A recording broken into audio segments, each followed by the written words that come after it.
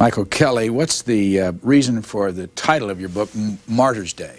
Martyrs' Day is a day every year in which the Iraqi honor their war dead, which is a fairly large population in Iraq, since they've been engaged in one war or another ever since the Ba'ath Party took office. And on that day, by decree of the state, there is a ceremony held in Iraq at the Martyrs' Monument, at which war widows and war orphans and various other people go to have the official ceremony honoring the dead. And I went to it on the Martyrs' Day after the end of the Gulf War and attended the ceremony as a reporter. And it struck me at the time as a wonderfully emblematic moment about Iraqi society, about the wretchedness that Iraq was, about the wretchedness of the lives of the people there. This is what is supposed to be a great day of national emotion, but it is really something utterly machined by the state, by the Ba'ath Party, so that the people trooping up to pay their respects to the dead with their banners and their bouquets of flowers are one after another party hacks or bureaucrats or military. They are functionaries of the state, every single one of them. And I had a minder with me, a gentleman from the Ministry of Information and Culture who was assigned to watch over me. And at one point he was whispering in my ear what each deputation is. You know, this is the Iraqi Students Association, this is the Iraqi Doctors Association, all of which are party organizations. And at one point, he saw a deputation come up and he got excited. He said, "Why, they have no banner. Perhaps this is just ordinary citizens." And then the wind shifted and it blew over a banner, and he said, "Oh, no, it is the Ministry of the Interior after all." And I thought, you know, this is, to me, that was a moment, and I wrote the first chapter of the book about that, a small chapter, just to sort of set the tone. I took the title from that. Before we get into some of the contents of this, give us the time period that you were over in the Middle East. I went to Iraq the first time, to Baghdad, about a week before the war began, and stayed through the first night and day of bombing that was the opening of the war in Baghdad, and then left to go to Amman, and then from Amman on to Tel Aviv and Saudi Arabia, to Kuwait and Iraq for the ground war, to Kurdistan for the Kurdish rebellion and the flight of the Kurds, and then finally back to Baghdad last time, about a year after the war ended, for my last trip. So most of my traveling was over a period of about a year, from just before the war began to about a year after it ended. Who were you working for when you were over there? In those days, I was working for myself, which is a nice state for a writer to be in. And I suppose the reason I was able to see all that I was able to see, because I didn't have any bosses telling me to come home or to leave a place. And I was stringing for the Boston Globe and writing magazine articles for the New Republic and for Gentleman's Quarterly. Did you come close to either death or being injured in any way? I came close, I suppose, to something along those lines a couple of times. I found the first night and day in Baghdad with the bombing frightening, but I don't suppose that I really was in any danger. I mean, I was underground in a bomb shelter much of the time, and when I was outside during the day, nothing fell near me, and the bombing was remarkably accurate. Most of it was, most of the rest of the time, even going through the ground war, traveling with a reporter friend of mine, Dan Festerman at the Baltimore Sun, was not too dangerous. The only thing I suppose that was dangerous was going back into Kurdistan at the end. I was traveling alone in the Kurdish-held part in the north of the country, which was illegal, of course, and I got dysentery then, and it proved to be such a fast illness and so debilitating that I got very sick and couldn't move much. Couldn't keep on walking and hitchhiking to get out, and for a few days there I was scared. How did you get over dysentery? I found some rebel Kurdish Peshmerga troops took me to a mountaintop headquarters of Jalal Talabani, who was is still one of the two primary Kurdish leaders. And being a big shot, he had a doctor, and his doctor had a little bit of antibiotics, not enough to get rid of the sickness, but enough to sort of cripple it. And eventually, 9 or 10 days later, I was able to get out of, sort of kept walking and hitchhiking rides to the Turkish border, and was able to cross the river there and into Turkey, where I could get to see a real no, he was a real doctor, I guess, in Iraq, but a doctor who had supplies. Who's Max? Max is my wife, Madeline, and she was in the war at the same time I was, which made it a kind of a nervous-making experience for both of us, because I was in the Arab world and she was in the Israeli world, which, as you know, it's very hard to communicate between the two. She was in Tel Aviv as a producer for CBS News during all of the Scud attacks, at the times when I was in Baghdad or Amman. And we would keep in touch via New York, telephone calls from Amman to New York to Tel Aviv and so on, which is a sort of routine dodge that everyone does over there. You two got together during the war. We did, for her birthday in Tel Aviv, and a night on which, happily enough, there was no Scud attack, and instead we went to a very good party. You're doing what now? Now I'm a White House correspondent for the New York Times. Did this experience over there lead to this job now? I suppose it did. When I had written a number of, a bunch of stories for the New Republic, and those were pretty well received. And when I got back to the States at the end of the war and was busy writing the book, Howell Raines, who was then the Washington bureau chief, asked me to come in for a talk, and he and I talked, and that led to a job. When you set out to either go to the Middle East and cover the war or write this book, or a combination of both, what was your mission?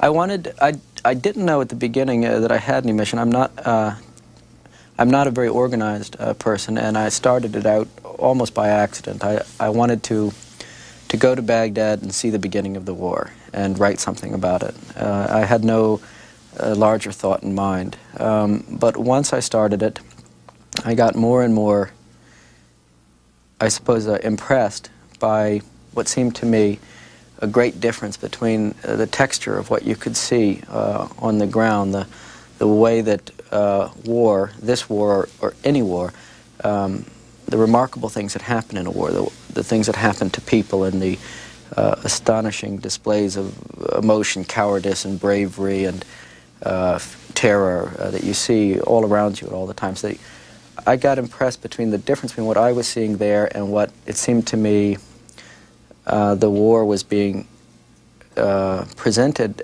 as, not by any conscious design, but I suppose just by an accident of circumstances, in an almost euphemistic way, as a rather bland, antiseptic event.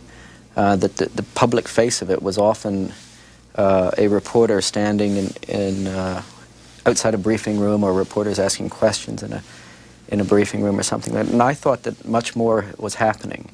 That there should be, that while television had fulfilled this extraordinary role in the war of making it the first war in video time, the first war that video cameras could actually capture and put out on satellites, that there should be a place for a writer to pay attention to the very small details and work at carefully describing the things that actually happen to individual, unimportant people in a time of war. Because I think that's an astonishing time. You see things that you don't see at other times. I saw one of the things that struck me during it. I was watching one day in Kuwait City this young man standing in front of a television crew in an abandoned theater, in a concert hall, really, in Kuwait City. And the television crew had bought him to that spot because it was the spot where he had been tortured by the Iraqis, and they wanted him to stand in front of the place where the torture rack had been and recount the tale of his own torture, which, astonishingly enough, he was willing to do. And while he was doing it, and the video camera was capturing this, he was silently crying, and the tears were streaming down his face as he talked of his own torture, and the producer whispered instructions to the cameraman to get the right sort of shot and everything. And I thought, that's an astonishing scene, to see something like that. And the only way you can capture that is by writing about it later at a remove and trying to get it down just so. You see in normal life almost nothing like that. You might see in the course of a lifetime 2 or 3 people cry. In a war, I probably saw 30 or 40 people cry. People cry all the time. It's a routine event. You walk down the street and you see somebody crying. You don't even know why. And I thought a writer might be able to put some of that down on paper. Where'd you learn how to write? From my father. My father is a newspaper man and a lovely writer, and I started studying his style when I was very young, 6 or 7, I suppose. What's his name? Tom Kelly. Where does he write? He writes now for the Washington Times, and he's working about 2/3 of the way finished his first novel, a mystery novel set here in Washington in the Great Depression. You're born in Washington? Born in Washington, grew up in 4th and Constitution. I wrote down in the front of the book, actually in the back of the book, where in your bio, the places that, of course, now that I'm starting this, I haven't got the page open, where you've lived. It'd probably be easier for me just to ask you. Here it is. I've got Washington, New Hampshire, New York, Cincinnati, Washington, Chicago, the Gulf, back to Washington for the New York Times. What's all that about? I have quit a lot of jobs at one time or another to try different things. I started out in television in New York, working for Good Morning America as a booker, and I quit that to become a newspaper reporter in Cincinnati, and I quit that to become a newspaper reporter in Baltimore and then in Washington, and eventually quit that to become a freelancer because Max had gotten a job in Chicago and I wanted to follow her. So I went to Chicago to freelance, and that's where I started writing magazine pieces and longer writing. Now that you're back here in Washington at the White House for the New York Times, where is she? She's here. I'm happy to say we're married. And what does she do? She's a producer for CBS News here in Washington. If you were to name one part of this book that left the biggest impression, or the experience around the part of the book that you wrote, which one would it be? I suppose the biggest impression on me. Yeah. I suppose some of the things I saw in and around Kuwait City I had never seen before, and I don't think many people have seen what happens to a place that is occupied by an army out of control. And this got to what I was talking about earlier, about the difference between the sort of euphemistic way in which we sometimes talk about things and the way they really are. What happened in Kuwait City was so extraordinary, and to walk through it, to see the endless blocks of gutted and looted and savaged buildings, and to go through the morgues and see the torture. You know, I spent one whole afternoon just in the morgue, going from torture victim to torture victim, to talk to the people and to hear their terror and so on. That made a great impression on me, because I thought then and I think now that there was some misunderstanding, perhaps, in this country about why, in a moral sense, this war might be considered necessary or just. And I had my own doubts about that before I went to Kuwait City. And after that, I never had any doubts about it again, that when you see what actually happens to a people who are taken by a hostile army, and by an army that is intent on a campaign of looting and murder and rape and so on, it removes in a very clarifying way any confusion you might have had in your mind about whether it was a good or a bad idea to stop this sort of thing.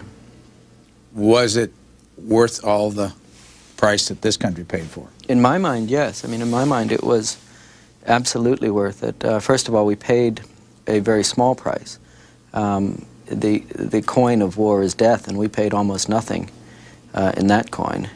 In financial terms, I think the price was quite bearable. In terms of what it netted this country, the obvious things, the stopping of the threat to the oil supply, the obvious economic reasons are enough, but it also, I think, sent an astonishing message about the United States to the world that was worth a great deal, and that message is in keeping with the message that is now being sent in Somalia. The notion that a great power, the sole remaining great power, might be willing to use massive force to stop something terrible from happening for reasons that are at least in part altruistic. In other words, for reasons at least in part because it is the necessary good thing to do, is a tremendous thing to do. And it won us much more, I think, than we realize in the Middle East.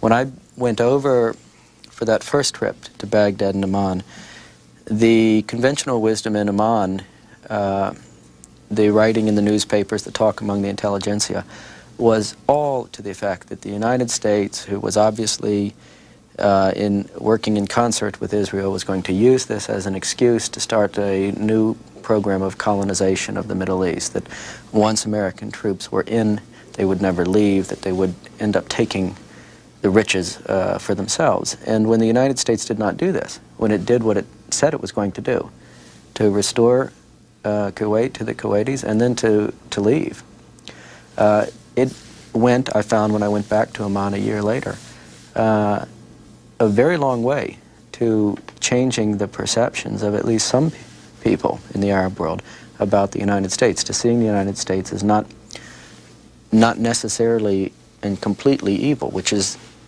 been the prevailing view for many years. Your first trip ever to the Middle East? My second. I had gone to Israel before, but never to the Arab world. One of the things that you get in the book is a little bit of a travelogue. I know it was under rather restricted circumstances, but let me go through the countries you were in, and just to have you do it quickly, give us some of the feelings you have about those places. Try Israel for a moment. What do you think of that?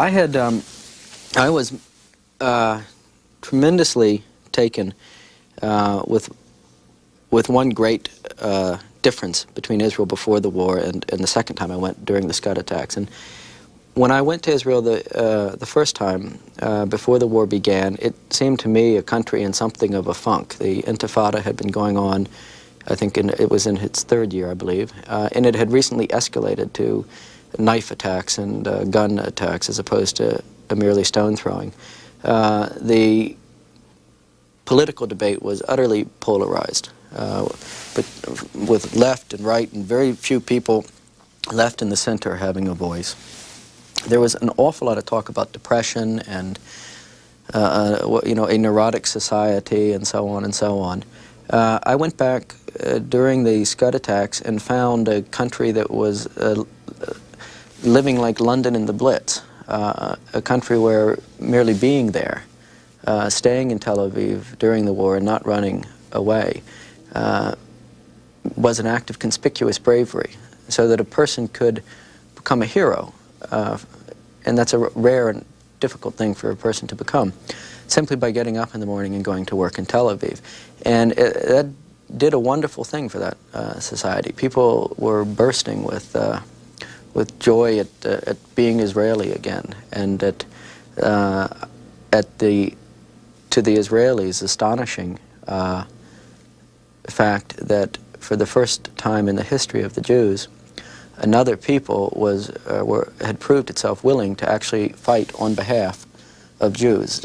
When the Americans came in with the Patriot missiles, to the Israelis that was astonishing. That a non-Jewish people would come in and say, "Yeah, we're on your side. We'll fight for you and with you on this." It did an awful lot to the national psyche, or for the national psyche.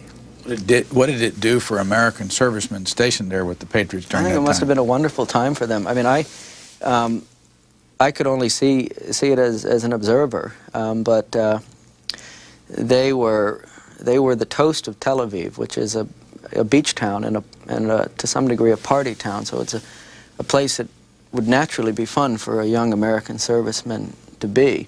But in this case, I think it must have been wonderful. I mean, they couldn't walk down the street without women coming up to kiss them and, you know, men coming up to shake their hands. People would invite them home for dinner. People would, there were billboards all over the city thanking them, advertisements in the newspapers thanking them every day. Cairo. Cairo, I found, I suppose in an odd way, the most intimidating place I saw, just because it is so overwhelming. There are, I think, 12 million people in Cairo now, and it is approaching society as a black hole. It's so dense that nothing can escape.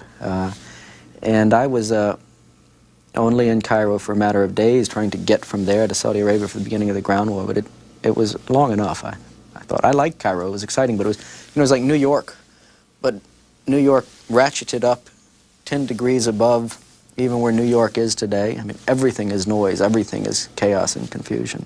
What about the Egyptians, the people? They're wonderful. They were, of all the people I met in my travels, I suppose the people I liked the most immediately. I traveled during the Gulf War. Dan Fesperman, a reporter for the Baltimore Sun, and I traveled with the Egyptian Army. The American Army at that time had all these elaborate rules about press participation and coverage. It seemed to me to make coverage almost impossible, or at least not worth doing, really. And one of the rules was that if you weren't part of the pool system, they would actually arrest you and put you in a stockade for the night. The Egyptians didn't care at all. Dan and I just sort of wandered into an Egyptian Army column on the morning of the second day of the war and asked a major if we could tag along, and he said, well, sure, why not? I mean, it's a free desert. And that was our whole attitude towards, you know, sure, why not? Get back to that trip during the actual war itself, but when you travel, how do you keep track of all this? Do you keep a diary as you went every day? I take an awful lot of notes. I suppose I filled 40 or 50 notebooks during the actual war, and I write every night, or I try to write every night in the hotel room, longer things, reflections and so on, that I didn't fill in notes at the moment, but a lot of notes. But if we saw you traipsing about in the middle of writing this book, would you be weighted down with all your notebooks and a PC, or yes, I travel very heavy, which is a problem. I never know how to underpack, and by the end of my last trip, when I went to Kurdistan, one of the reasons it was so difficult getting out of Kurdish Iraq was that I had somehow gotten to the point where I was carrying 3 large pieces of luggage, and as somebody who didn't have a car, it's a sort of insanity. I know other travelers who have this problem, but I never throw anything away. I pack everything. I save local newspapers wherever I go, and I get heavier and heavier and heavier. And I end up, you know, with 150 pounds of stuff sort of dragging behind me. How about interpreters, by the way? I hired interpreters as I went along in each country, either for a week or for a day or something. But I went every day with an interpreter. I don't speak Arabic. And you find an awful lot of people who speak English. But you really should have, you need to have an interpreter with you. As a freelancer, do you have to pay for that yourself? Yes, I had to pay for everything myself and get reimbursed. So I was sort of maxing out credit cards and rolling the debt along and beseeching editors for reimbursements to keep going. And how expensive is it to hire an interpreter for a day? Not too bad. It depends on where you are, but anywhere. It depends on the market as driven by how many journalists, foreign journalists are in the country. But it could be anything from a few dollars a day to $150 a day. Again, it's all market driven. How did you travel between these countries? I would either fly in or drive in, and then once I was in the country, I would sometimes I rented a car, a Nissan, a 4-wheel drive kind of thing with Dan and I to cover the ground war itself, so we could just drive through the desert. through Iran and Iraq, I sort of half hitchhiked and half took taxis. In Iran, I took taxis. In Iraq, in Kurdish Iraq, I mean, I mostly just hitchhiked from one rebel group to another. They would pass me along. In Baghdad, it's easy to travel. There's tons of taxi cabs there. You just take a cab, and you usually have a minder with you in a government car sometimes, too. And did you ever run into a situation where no one spoke English? Yes, a couple times. I guess no, more than a couple times. Fairly often you'd run into something, but never in such a way that it was a tremendous problem, that I was in trouble that I couldn't get out of because no one spoke English. Usually there will be somebody in a position of authority, if you get stopped by an army patrol or something, fairly low down on the level of authority, on the level of lieutenant or something, you'll find somebody who speaks English, because everyone is taught English in schools in every Arab country, I think. You write about the difficulty of going from Israel to an Arab country and the need for a couple of passports and all that. What's the reason for that, and how's that work? Israel occupies this odd state in the Arab mind. It's at once a devil state, and simultaneously it doesn't exist. So that there can be no official intercourse between Israel and the Arab world. You can't place a phone call from Amman to Tel Aviv, even though the two cities are only a few miles apart, really.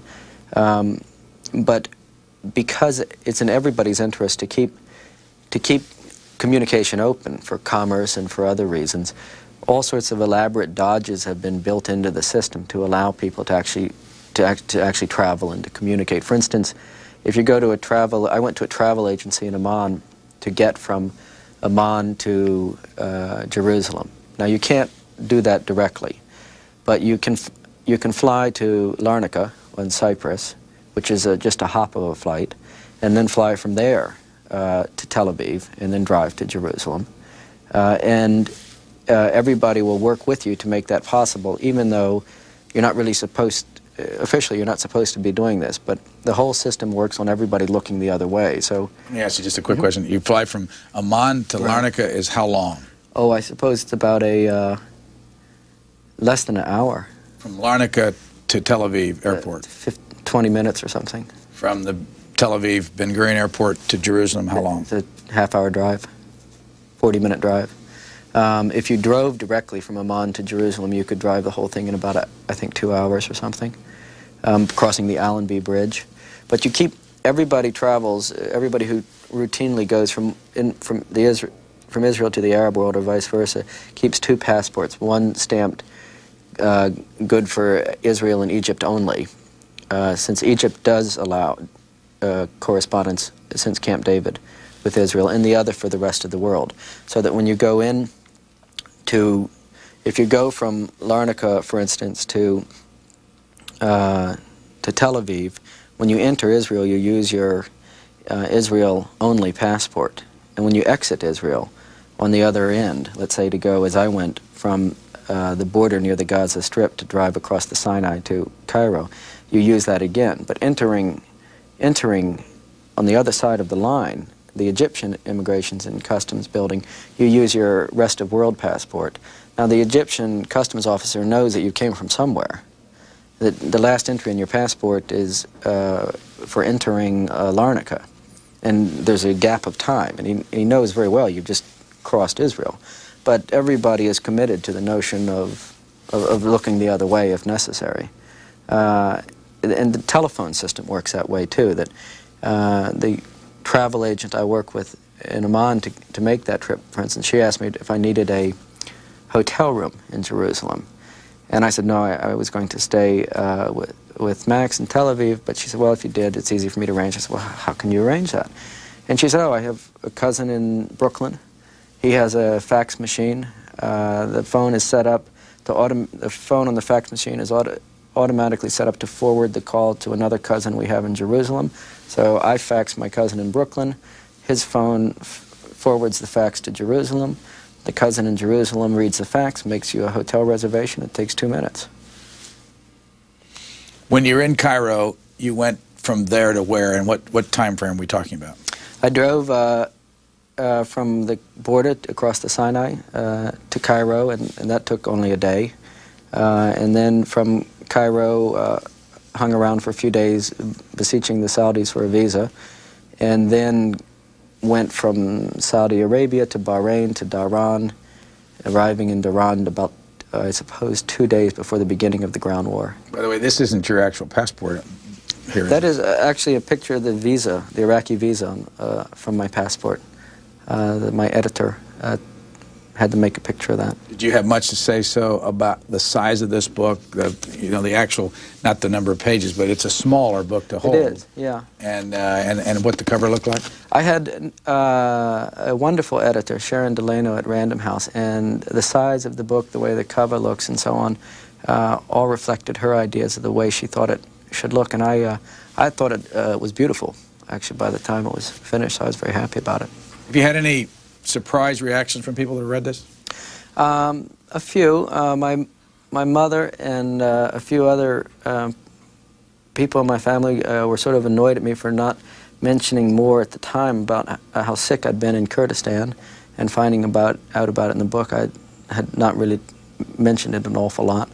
A few people have seen things in it that I didn't see when I wrote it, and I think it, to some degree, is a book that people see in it what they want to see. A couple people have told me that they saw in it what my views were about the Gulf War and so on, and which are not explicitly stated in the book. And it was interesting to me to find out that everybody sort of saw my views as what they wanted to see, that those who were against the Gulf War thought it was a needless war, that the United States had acted improperly. Some people who hold that view, which is not mine, have told me that they can see that in my writing, and others who thought that the Gulf War was a necessary war and that the United States prosecuted it well, have told me that they can see that in the writing.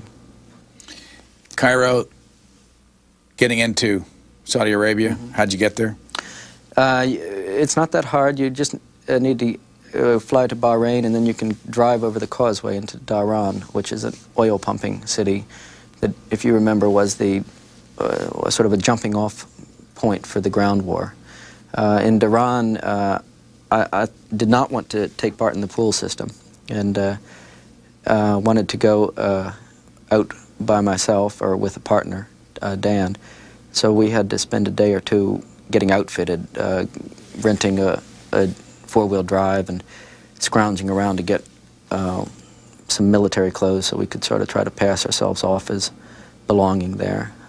What about the inverted V? We found that the Allied troops had painted inverted V's on all of their vehicles as a sign to themselves that that vehicle was proper and belonged in the combat zone.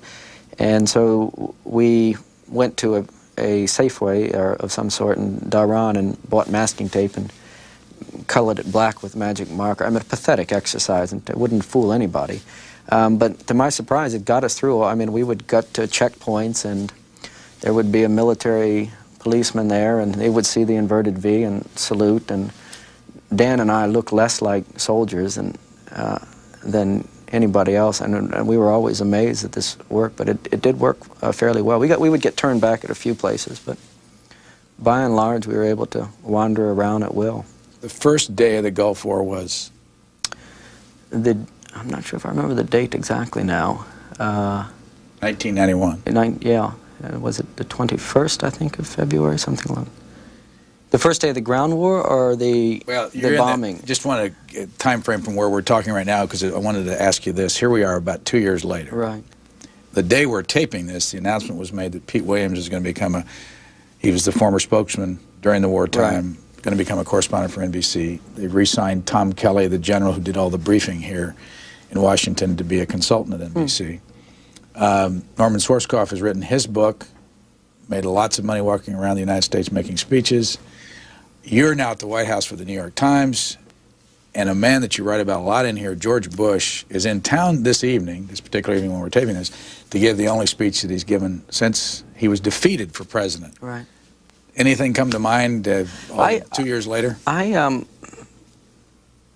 was, I suppose, like everyone else, surprised that the successful prosecution of the Gulf War bore such meager political fruit for George Bush. I would have thought, and I think most people would have thought during that week in which we were watching the victory parades in New York and in Washington, that there would be tremendous resonance from this. And I don't really know why that there wasn't. I don't know if it's because we now live in such an astonishingly fast-paced and sort of information overloaded society that nothing has resonance beyond a few weeks anymore. I mean, that seems to me one possibility. Everything is utterly transient now in politics. You're a hero because of this, and a month later you're a goat because of some economic figures. I think that a different politician, a better politician, somebody who was actually good at communicating as Bill Clinton is, could have made the resonance stick, could have gotten a good deal more political mileage out of the Gulf War. George Bush always struck me as having an astonishing lack of ability to seize an emotional moment and make it his own, as Ronald Reagan always had this tremendous. Ronald Reagan could seize emotional moments that had nothing to do with him, that he had no claim on. That, for instance, going to the beaches for the remembrance of the landing at Normandy. That is not anything that Ronald Reagan had anything to do with. But he knew how to use communications, to use people like us, and to use television to make that work for him. George Bush had the opposite trait, that something would happen on his watch, something of extraordinary power, such as the fall of the Berlin Wall. And he would show no ability to take it and make that politically his own moment. Bill Clinton or Ronald Reagan, if the Berlin Wall fell while they were president, would have been over at Checkpoint Charlie so fast, and standing on the wall, you know, right there in a perfect shot. Bush, I think, in a communications age, greatly suffers from not having that ability. Correct me if I'm wrong, but I don't see you in this book hardly ever talking to officialdom. The people that I just mentioned were people that you don't talk about in here. I didn't cover any. I didn't spend any time with them. I spent no time in any of the with any of the official structure at all. I did spend some time talking to American soldiers and officers, but on a fairly low level. People that I've found on the battlefield and in Kuwait City and places like that, and just talked to. But I didn't have any real contact with officialdom. Did they know who you were? I don't think so. Did they care who you were? When I got to Tehran, they asked me to sign some paper saying that I would be part of the pool system, and I tried to read it. It ran to 3 or 4 pages of dense type, and it seemed to prohibit everything I could imagine wanting to do. So I didn't sign it, and went and got some coffee instead.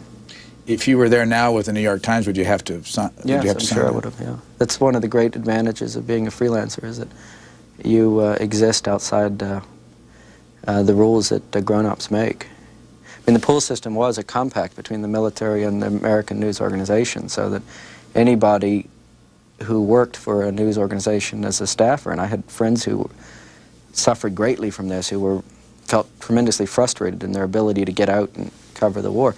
But anybody in their position was part of that compact.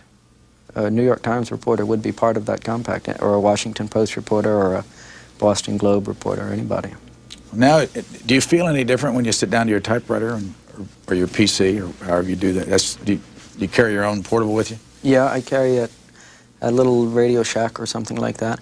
I mean, the difference between running around in the Middle East by yourself and now working for the establishment, New York Times, what goes on in your head when you sit down to the typewriter? I suppose that I think a lot about the ability you have in writing a book, something of that length, and something without the conventions of journalism to bind it. the ability you have to tell a story in detail and to use the accrual of detail to paint pictures. I think if I miss anything in newspaper writing, it's that. It's difficult to do that in newspaper writing because of the limitations of time and space and because of the conventions of newspaper writing. On the back of your book, you have a note on here from Robert Hughes, author of The Fatal Shores. You know him? No. How do they get something like this? I think that the publishing company routinely asks authors and other writers when they have a book coming out to read advance copies and give what amounts to a review quote. Back to the book itself, you did join the Egyptians there in the middle of that war. How did you find them? Physically? Yeah. I was Dan and I were wandering somewhat lost through the desert looking for an army. A little embarrassed, at least I was, because we had been looking at that point for an army for many hours. It took us, we couldn't find the war at first, and which is mildly humiliating. I mean, to go out and be prepared and have your fake inverted V on your car and everything, and to not be able to find the largest ground battle in history. But we did find it eventually, and I suppose by accident. As I remember, we were just driving along and we ran into all of a sudden a very large group of men with guns and tanks, and we knew right away that that was an army. How'd they treat you? They were great. They treated us wonderfully. Speak English? Yes, somewhat. They let us come along with them. They let us watch them do whatever they were doing. We didn't get to see much in the way of fighting because there wasn't much in the way of fighting in the ground war. A testimony, I think, to the extraordinary job in which the Allied forces and the American military did in waging the war. They had so overwhelmed the Iraqis, who were, I think, except for the Republican Guard, at best a reluctant enemy. The average Iraqi private was not at all interested in dying for Saddam Hussein in the trenches. That by the time when the ground war began, it would be unfair to say that there was no fighting, because it would suggest that the soldiers didn't have a job to do, which is wrong. They did, and I think they did it extraordinarily well. But there was an awful lot more surrendering than there was fighting. Most Iraqis gave up as soon as they could, and to anyone they could give up to. Tell the story when you came upon, you're in your Nissan truck, or what is it, van? Four-wheel drive, Four-wheel one drive. of those things, yeah. And you came upon the Iraqi soldiers. That would have been the second, I guess, day of the ground war, or the third. Dan and I were trying to get to Kuwait City because it was clear that the war was, for all practical purposes, over. And we wanted, if you remember, it only lasted 100 hours. We wanted to get to Kuwait City for the liberation. We were trying to make our way up a highway that ran inside Iraq, ultimately to Kuwait City, and picking our way through it slowly, because the Iraqis had set dynamite charges in places across the roads to stop you from going forward, and because there were minefields all around, and not all of them were marked, and you had to sort of watch your step. And it was dusk, and it was raining, and it was miserable, and we came suddenly upon a group of wretched-looking men standing in the middle of the road, waving a white flag, a T-shirt on a piece of bamboo, I think. And they were clearly Iraqis, and they were unarmed, and they cut a pathetic sight. I mean, they were desperate to surrender, because it was getting on to night, and it was freezing cold, and it was raining, and I don't think any of them had eaten in some time. And they were afraid that if they stayed out on the battlefield, somebody might mistake them for something, people worthy of killing. So they asked to surrender to us, and we didn't want to do it. I mean, we tried to tell them we were not in that line of work, that we were Just the two of you? Yeah. Did you have an interpreter with you at this time? No, and they sort of, only one of them spoke English, and it was very little bit, but it was clear. And we fumbled our way, I think, at least for myself, in a state of mild embarrassment through this exchange where we were like people trying to beg off of a dinner party invitation. We didn't want any part of it. We just wanted to, but you gave them leave them alone. We gave them a lot of our food and orange juice and things like that. But we didn't want to take prisoners because it seemed it wasn't our role. I mean, we were not in the prisoner-taking business. So we pushed on and went on a little further, but were turned back by a minefield that had not been cleared. By the way, just I kept asking myself when I read your book, how did you fuel? Where'd you get? We would. We bought in Kuwait City before we set out 15 big jerry cans at the hardware store or something like that, and filled them up with gasoline and carried. We carried them with us in the back of the thing at all times. So anywhere between 10 and 15 jerry cans filled up with gas. So anyway, you pushed on. You found the minefield, and then you turned around. Turned back because it was getting dark, and if the minefield wasn't cleared, we were not going to try to get across it at dark with by guesswork. And came back and saw the poor guys still trudging along in the rain, and it was just too miserable to leave them there. So we took them not as prisoners, but more as taxi drivers. I mean, we were not. This was not an act of subjugation on our part. We were merely escorting them, and they climbed on top of the car and in the car and so on. And we get them a little farther on, and to give them to the 1st Army unit, which we ran across, which was a Saudi brigade, a supply brigade that had not seen any action, and they went bananas over the prospect of capturing the enemy, and went around jamming clips into their rifles and yelling and so on, and terrifying the Kuwaitis, who thought that they were all going to be shot in the sand. And so the Iraqis. So the Iraqis are crying and carrying on and, you know, praying, and the Saudis are yelling, and Dan and I are standing there bemused at the side, and not knowing, I suppose I didn't know what to do. But it devolved fairly quickly into something that wasn't, again, sort of not like what you think of a surrender in a time of war. The Saudis had no real interest in hurting the Iraqis. There was always among the Arab troops a sense of kinship with the Iraqis, a sense that they were, after all, Islam and Arabic, and that they should not be killed. The Egyptian army, for instance, went to, I think, considerable pains, from what I saw, to avoid killing Iraqis. They would not. They would wait and let people come to them and surrender, rather than take a building by storm and so on. There's one point, though, you said that you saw one of the Saudi soldiers go over and give the Iraqi a kiss. Yes, at the very end, which I suppose was a signal to all of us that nothing bad was going to happen.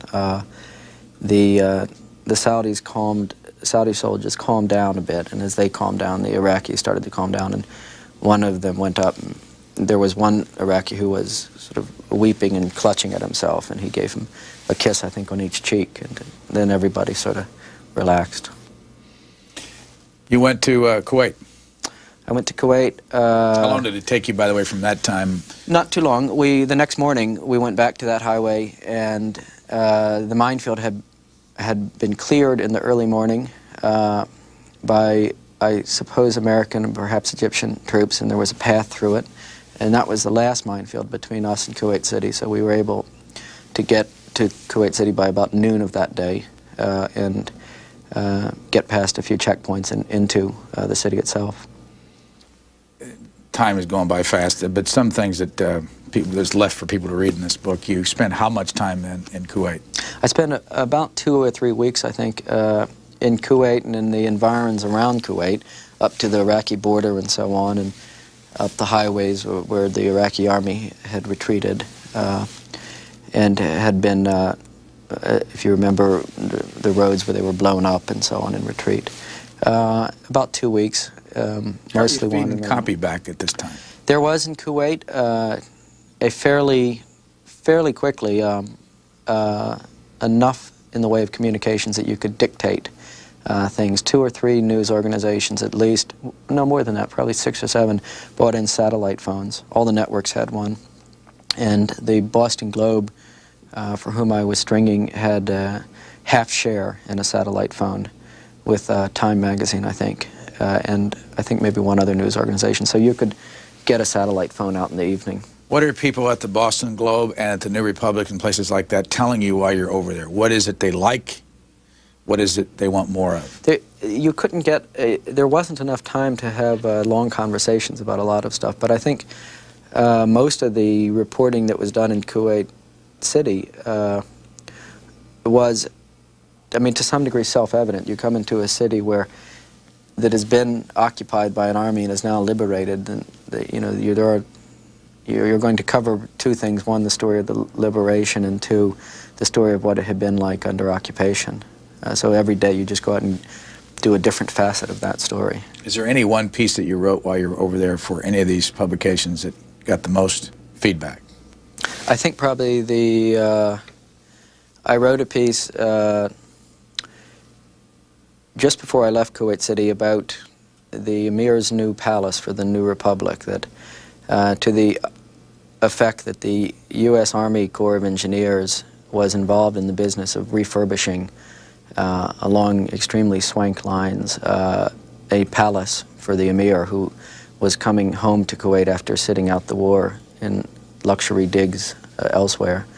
And you know, the spectacle of the Army Corps of Engineers supervising workers doing things like putting fresh silk up on the walls and installing new gold faucets for the bathrooms in a city where people were still without food or water or so on, I think got a lot of attention. You also write some about sanctions. Did they work? No, I don't think they did. I don't think they ever would have. I think that the smuggling links, which have now been amply proven between Jordan and Iraq, would have always kept enough going that the country could not be forced into compliance with the United Nations will by sanctions alone.